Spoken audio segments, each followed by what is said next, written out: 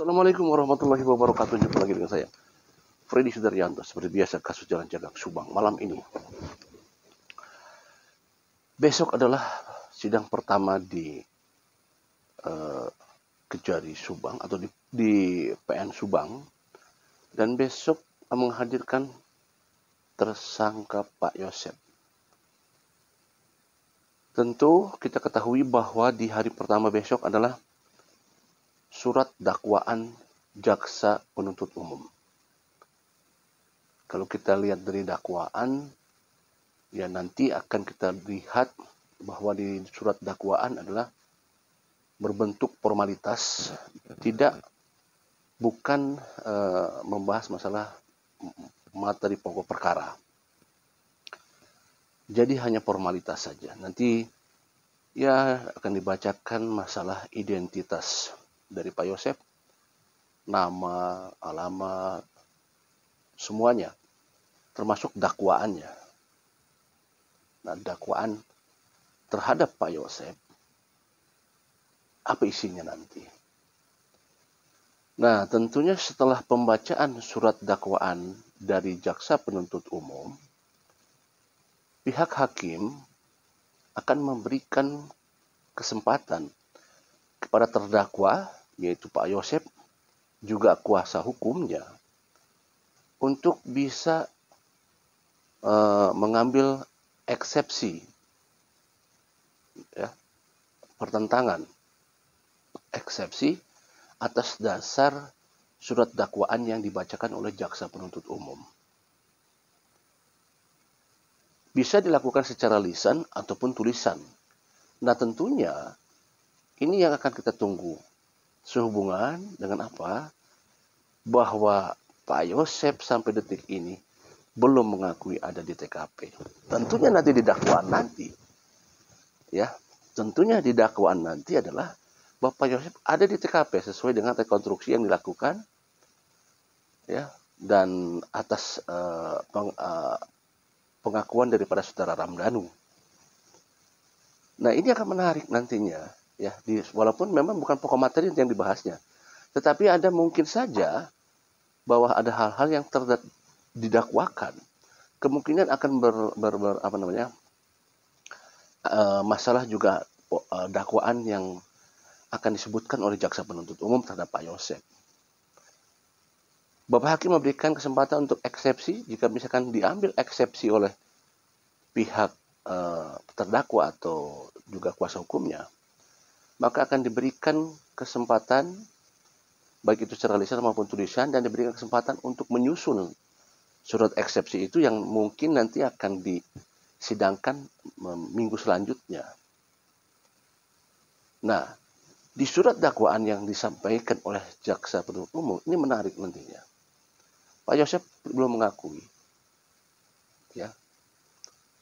Pak Yosep belum mengakui kebenaran Pak Yosep di TKP, dan itu mereka akan bermain alibi.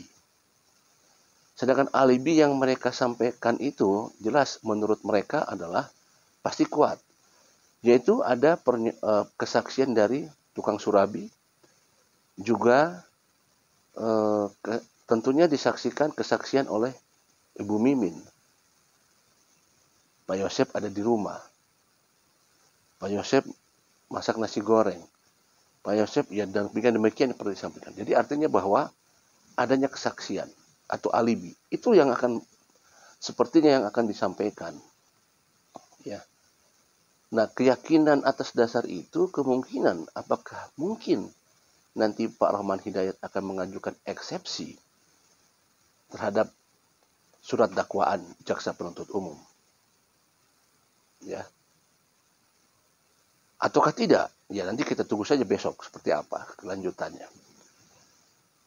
Nah, kita juga masih menunggu juga bahwa nanti surat dakwaan yang disampaikan oleh jaksa penuntut umum akan dinilai oleh hakim. Apakah nanti hakim juga akan bisa menentukan bahwa apakah surat dakwaan ini akan diterima apa tidak? Ya, apakah bertentangan dengan materi hukum? Ya, nanti akan kita lihat besok seperti apa uraian-uraian yang akan disampaikan oleh jaksa penuntut umum. Maaf, ini dicas dulu ya. Jaksa penuntut umum nanti apakah memang bisa meyakinkan kepada hakim? Ya. Apakah jaksa penuntut umum bisa meyakinkan surat dakwaan itu kepada hakim? Karena pengadilan, hakimlah yang akan menentukan nantinya. Kalau kita lihat hakim ini adalah di pengadilan adalah segalanya. Ya. Beliaulah yang akan menentukan hakim ini. Sampai nanti ujung daripada persidangan. Karena hakim ini adalah, kalau dibilang ini wakilnya Tuhan barangkali ya, seperti itu kalau misalkan dalam tanda kutip gitu ya, bahwa nanti hakimnya akan menentukan siapa yang salah, siapa yang ini, hakimnya. Makanya nanti bagaimana JPU meyakinkan kepada hakim atas surat dakwaan yang akan disampaikan besok. Apakah akan diterima oleh pihak hakim? Nanti kita lihat saja besok seperti apa. Karena ya kita tahu 2 tahun proses untuk terjadinya bisa sampai ke persidangan. Artinya 2 tahun. 2 tahun itu kan cukup lama. Itu atas dasar adanya pengakuan saudara Ramdhanu.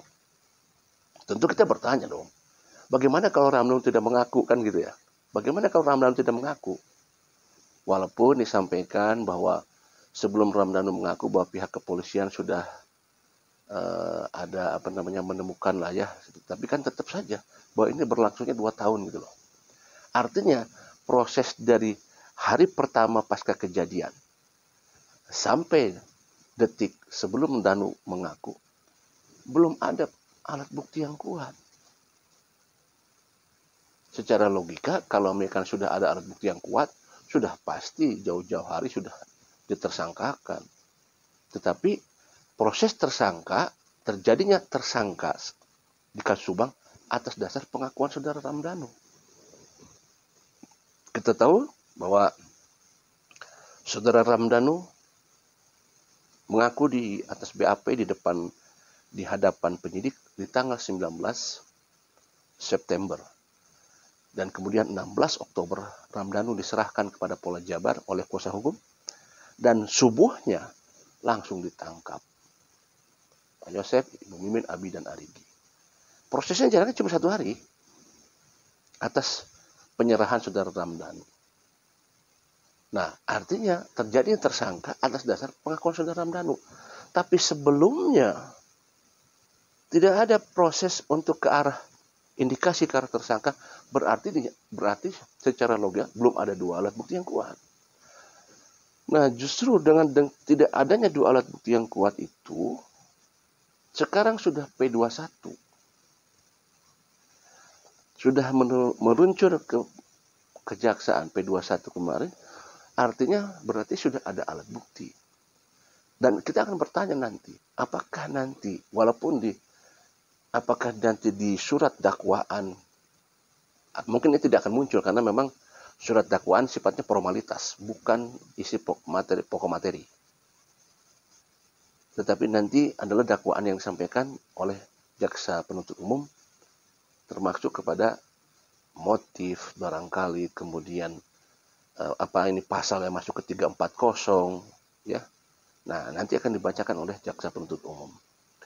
Ini menarik, terutama adalah bagaimana pihak dari Pak Rohman Hidayat sebagai kuasa hukum Pak Yosef sebagai terdakwa di sana, apakah akan mengambil eksepsi ya atas dasar dakwaan dari jaksa penuntut umum. Nanti kita tunggu saja, karena kita tahu bahwa ada beberapa dakwaan di sana ya, ada dakwaan tunggal, dakwaan alternatif, dakwaan subsidiar, dakwaan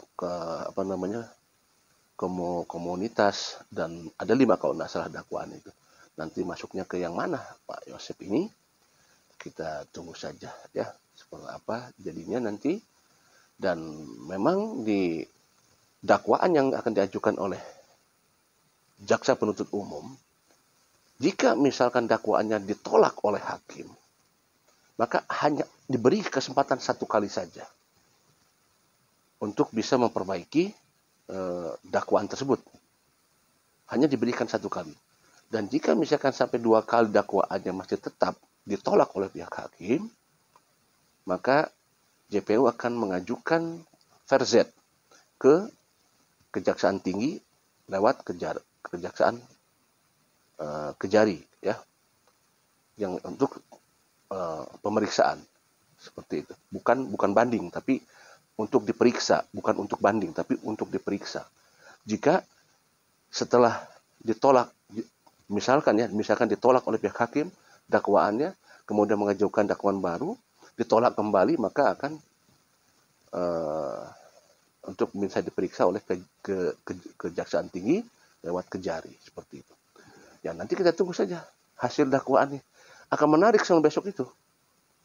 Apa yang akan disampaikan oleh jaksa penuntut umum. Karena jujur saja, jaksa penuntut umum kan berani menerima berkas perkara menjadi P21 dari Pak Penyidik. Kan ini suatu keberanian yang sangat luar biasa. Karena ya kita tahu sempat ada saya kurang apakah itu penolakan atau apa ya. Jadi sempat dikembalikan gitu kan. Sempat untuk diperbaiki masalah berkas itu kan. Di sejarah kemarin sempat diperbaiki. Nah, ini menarik ya. Menarik sekali. Kita tunggu besok. Assalamualaikum warahmatullahi wabarakatuh.